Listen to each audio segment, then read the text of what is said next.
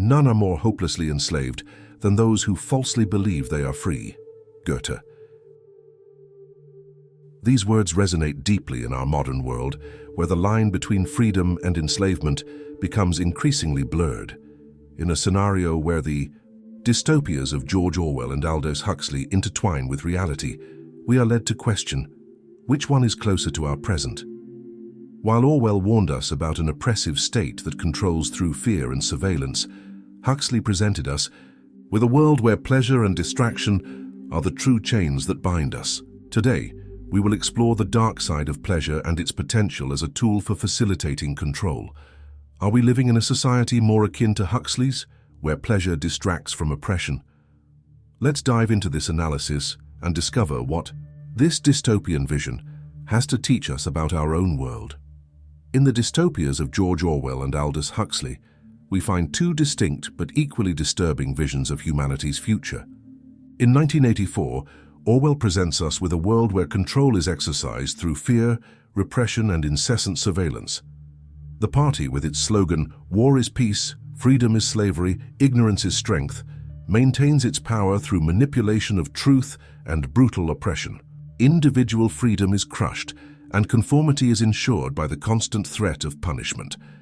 On the other hand, in Brave New World, Huxley offers us a dystopia where control is maintained not by force but by pleasure. In this world, people are conditioned from birth to accept their role in society without question.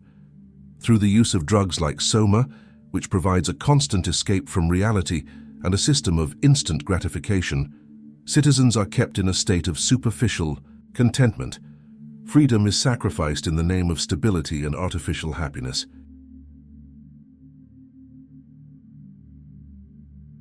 The publication of Brave New World in 1931 marked a turning point in dystopian literature, offering a vision of the future that, although radical at the time, resonated deeply with the anxieties of a rapidly transforming society. Aldous Huxley, in writing this work, was responding to a world beginning to see the effects of mass industrialization, technological advancement, and social changes that promised to reshape human life in unprecedented ways. The 1930s was a period of great uncertainty, with the Great Depression shaking economies and societies, and extreme ideologies beginning to gain ground in Europe. However, it was after World War II that Huxley revisited his ideas with an even darker perspective. The war had demonstrated the destructive potential of technology and science when placed in the service of oppression and violence. In 1961, Huxley made an observation that would become one of his most cited warnings. He spoke about the possibility of population control through pleasurable diversions, an idea that would become central to understanding his dystopian vision. He warned that instead of a totalitarian state imposing its will through fear, the future might see societies where people are controlled through superficial pleasures and constant distractions. This shift in opinion reflects a deeper understanding of the mechanisms of social control. Huxley realized that the true threat to human freedom might not come from an oppressive regime, but from a society that voluntarily surrenders to a state of complacency and apathy, seduced by comforts and entertainments that mask the loss of autonomy and critical thinking. In Brave New World, this idea is personified by the use of soma, a drug that offers a holiday from reality, allowing people to avoid facing the harsh truths of their existence. Huxley's warning is particularly relevant in the context of the modern world, where entertainment and consumption have become central pillars of daily life. The proliferation of social media, video games, and streaming platforms creates an environment where distraction is always within reach, potentially diverting attention from social and political issues that demand our focus. The idea that we can be controlled not by visible chains, but by a voluntary acceptance of ephemeral pleasures is a powerful reflection on the nature of freedom and enslavement in the 21st century. In today's society, we are bombarded by an avalanche of information and stimuli competing for our attention. Social media, streaming platforms, and a multitude of apps offer us instant gratification that can be addictive. This constant pursuit of pleasure and distraction can divert us from deeper and more meaningful issues, making us complacent and less likely to question the power structures surrounding us. Thus, Huxley's warning challenges us to reconsider what it means to be truly free. In a world where pleasurable diversions are abundant, true resistance may lie in the ability to look beyond distractions and seek a deeper and more meaningful understanding of our human condition. The choice between pleasurable servitude and the pursuit of authentic freedom is a question that continues to resonate, demanding that each of us reflect on the role we play in our own oppression or emancipation. The central question that emerges is, are we living in a society more akin to Huxley's, where pleasure distracts from oppression? While surveillance and information control are real concerns, it is the dominance of entertainment and consumption that seems to have a more profound impact on our daily lives. The relentless pursuit of pleasure and distraction, fueled by technologies that keep us constantly connected and entertained, creates an illusion of freedom that can mask more subtle forms of control.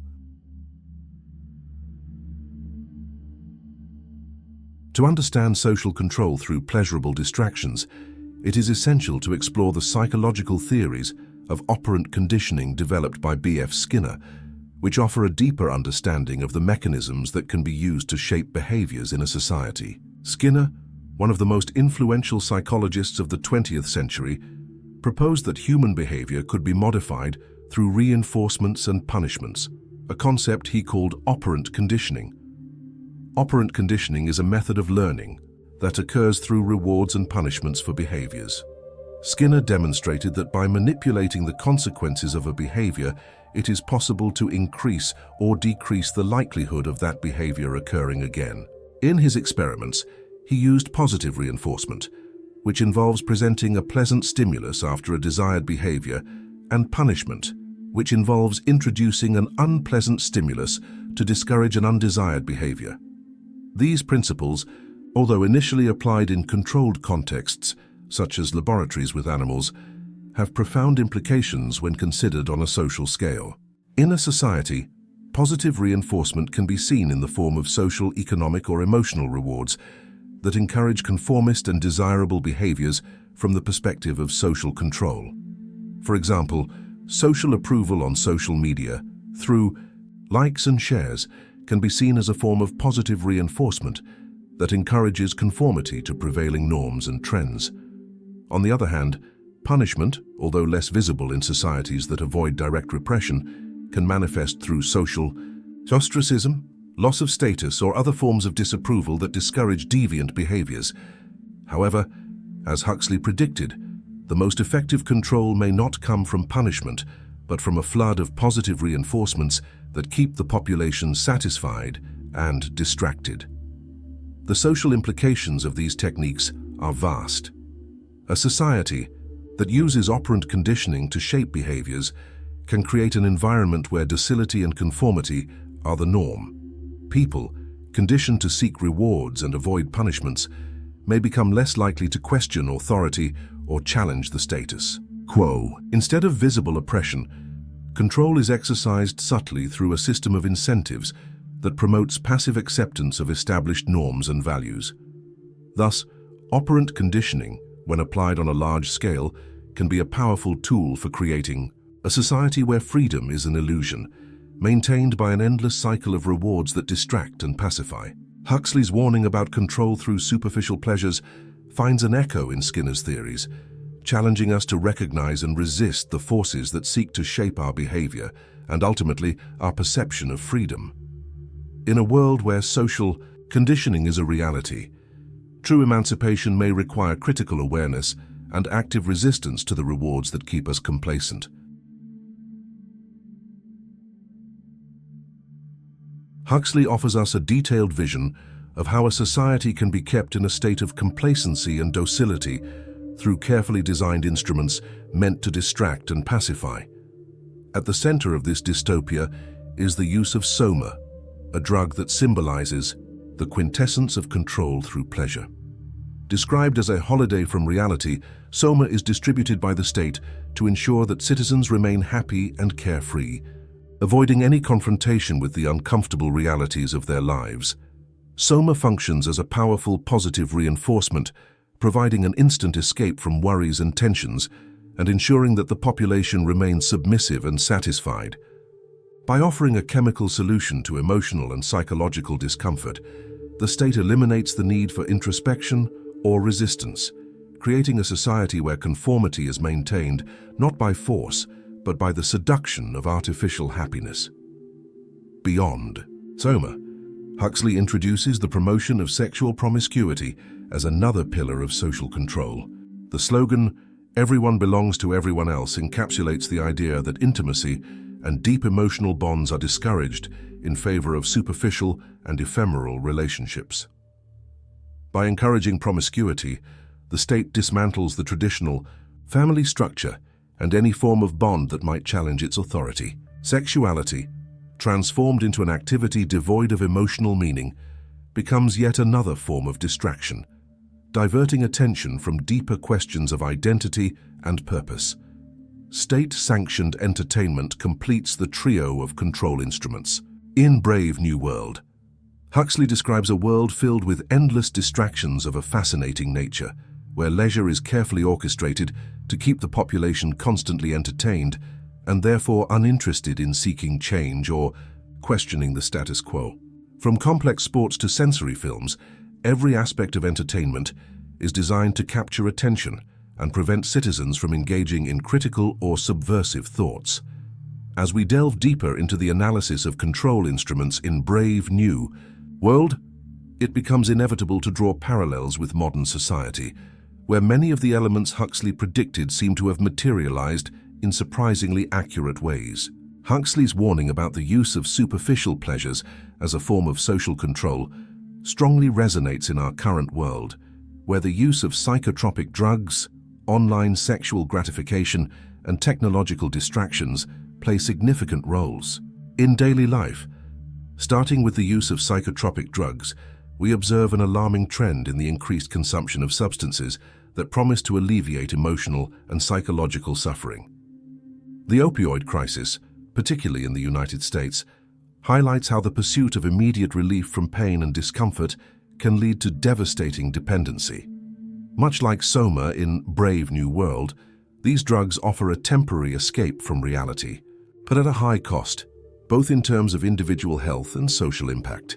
Current statistics reveal a concerning rise in the use of prescription medications to treat anxiety, depression, and other conditions, reflecting a society that often prefers quick fixes over addressing the underlying causes of its malaise.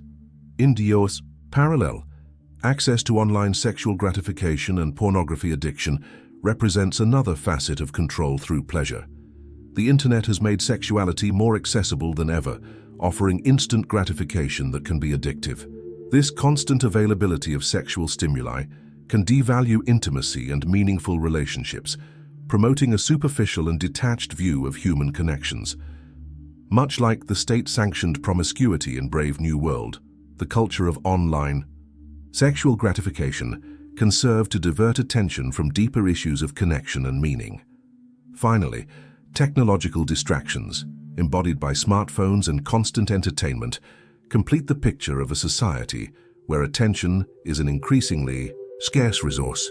The proliferation of mobile devices and social media platforms creates an environment where we are perpetually connected, yet often disconnected from ourselves and others.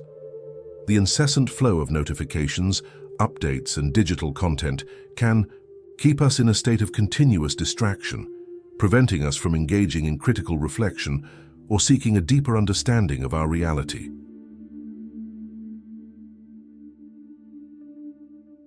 Concluding our analysis, a crucial question arises. Are the distractions that surround us intentionally pushed by forces seeking control, or are they simply spontaneous responses to an insatiable consumer demand for pleasure and convenience? This question of intentionality is central to understanding the dynamics of social control in our time. On one hand, it can be argued that the technology, entertainment, and pharmaceutical industries have economic interests in keeping people constantly engaged and dependent on their products. The attention economy, which monetizes our focus and time, encourages the creation of platforms and content that capture and hold our attention, often at the expense of our mental and emotional well-being. In this sense, distractions can be seen as deliberate tools of control, designed to keep us complacent and uninterested in deeper issues. On the other hand, it is possible that these distractions are largely a response to the demands of a society that values instant gratification and comfort above all else. In a world where time is a precious resource and stress is a constant, the pursuit of quick relief and immediate pleasure may be a natural reaction. However, regardless of intentionality, the effect is the same. A population that often abdicates its freedom and humanity in exchange for superficial happiness. At this point, the words of Frederick Douglass resonate with disturbing clarity. It is easier to build strong children than to repair broken men. Douglass warns us about the loss of our humanity when we accept happy servitude, a servitude that, although wrapped in comfort and pleasure, deprives us of our ability to think critically and act autonomously. The passive acceptance of a life of distractions can turn us into unwitting participants in our own oppression. Therefore, the call to action is clear. We must choose between pleasurable servitude and the resistance for freedom and humanity. This choice requires a critical awareness of the forces shaping our lives and a willingness to challenge the norms that keep us complacent. It means seeking a balance between pleasure and authenticity, between instant gratification and lasting meaning. Ultimately, true freedom is not just the absence of oppression, but the presence of conscious and meaningful choices. By resisting the temptation to lose ourselves in superficial distractions, we can reclaim our humanity and build a society that values depth, connection, and genuine freedom. Huxley's work challenges us to look beyond the illusions of happiness and to seek a life that, while perhaps less comfortable, is infinitely richer in meaning and purpose. In a world where pleasure and convenience are often prioritized over depth and authenticity, the struggle for genuine freedom becomes an essential act of resistance. Huxley offers us a powerful warning. The true threat to our freedom may not come from an oppressive regime, but from our own willingness to lose ourselves in superficial comforts and ephemeral pleasures. Awareness of these distractions is the first step to reclaiming our autonomy. It means recognizing the subtle forms of control that surround us and questioning the narratives presented to us. It is an invitation to look beyond appearances and seek a deeper understanding of ourselves and the world around us. Genuine freedom requires us to actively engage with our reality, seek meaningful connections, and cultivate a sense of purpose that transcends immediate gratification. At this point, I would like to invite you, the viewer, to participate in this crucial discussion. What are your thoughts on the relevance of Huxley today? Do you see parallels between Brave New World and our current society? How do you perceive the impact of modern distractions on your own life and society as a whole? Your perspective is valuable and can enrich our collective understanding of how to navigate the challenges of our time.